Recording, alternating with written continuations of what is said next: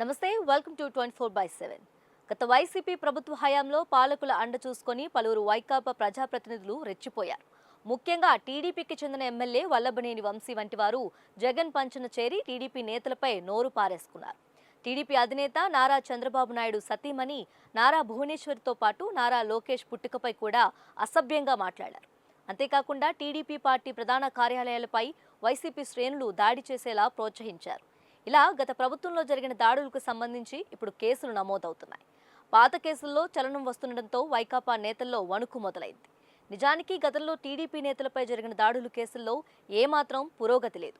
వైకాపా నేతల ఒత్తిడితో పోలీసులు కేసులు దర్యాప్తును పక్కకు పెట్టేశారు. తాజాగా ఏపీలో ప్రభుత్వం మారడంతో నిందితుల అరెస్టుకు రంగం సిద్ధం చేస్తున్నారు. పైనుంచి ఒత్తిడి వల్ల పక్కన పెట్టిన కేసులు దుమ్ము దులుపుతున్నారు. ఈ క్రమంలోనే గన్నవరంలో టీడీపీ కార్యాలయంపై దాడికి సంబంధించిన అధికార పార్టీ నేతల ఫిర్యాదుతో కేసు నమోదైంది.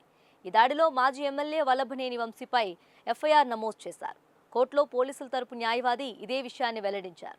మాజీ ఎమ్మెల్యే వల్లభనేని వంశీ ఈ దాడికి కారణమని విన్నవించారు. టీడీపీ నేతల ఫిర్యాదు మేరకు ఐపీసీ 143, 147, 148, 435, 506, రెడ్ విత్ 149(3)(1) సెక్షన్ల కింద కేసు నమోదు చేసినట్లు పోలీసులు తెలిపారు.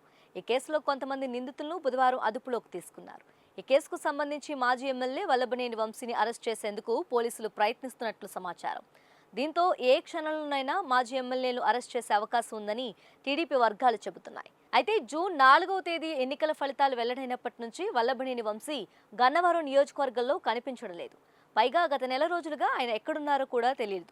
దీంతో ఆయన కోసం పోలీసులు గాలిస్తున్నారు.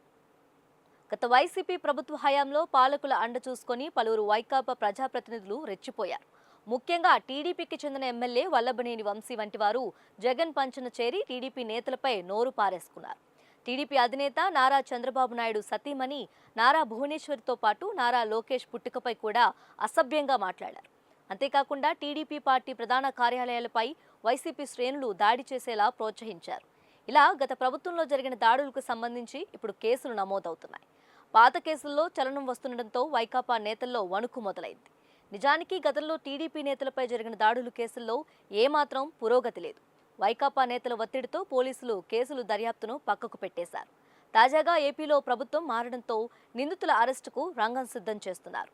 పైనుంచి ఒత్తిడి వల్ల పక్కన పెట్టిన కేసులు దుమ్ము దులుపుతున్నారు.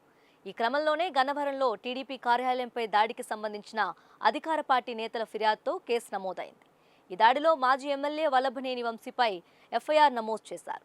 కోర్టులో పోలీసుల తరపు న్యాయవాది ఇదే విషయాన్ని వెల్లడించారు. మాజీ ఎమ్మెల్యే వల్లభనేని వంశీ ఈ దాడికి కారణమని విన్నవించారు. టీడీపీ నేతల ఫిర్యాదు మేరకు ఐపీసీ 143, 147, 148, 435, 506, రెడ్ విత్ 149(3)(1) సెక్షన్ల కింద కేసు నమోదు చేసినట్లు పోలీసులు తెలిపారు. ఈ కేసులో కొంతమంది నిందితులను బుధవారం అదుపులోకి తీసుకున్నారు. ఈ కేసుకు సంబంధించి మాజీ ఎమ్మెల్యే వల్లభనేని వంశీని అరెస్ట్ చేసేందుకు పోలీసులు ప్రయత్నిస్తున్నట్లు సమాచారం. దీంతో ఏ క్షణంలోనైనా మాజీ ఎమ్మెల్యేలు అరెస్ట్ చేసే అవకాశం ఉందని టీడీపీ వర్గాలు చెబుతున్నాయి. అయితే జూన్ 4వ తేదీ ఎన్నికల ఫలితాలు వెల్లడైనప్పటి నుంచి వల్లభనేని వంశీ గన్నవరం నియోజకవర్గంలో కనిపించడం లేదు. పైగా గత నెల రోజులుగా ఆయన ఎక్కడున్నారో కూడా తెలియదు. దీంతో ఆయన కోసం పోలీసులు గాలిస్తున్నారు.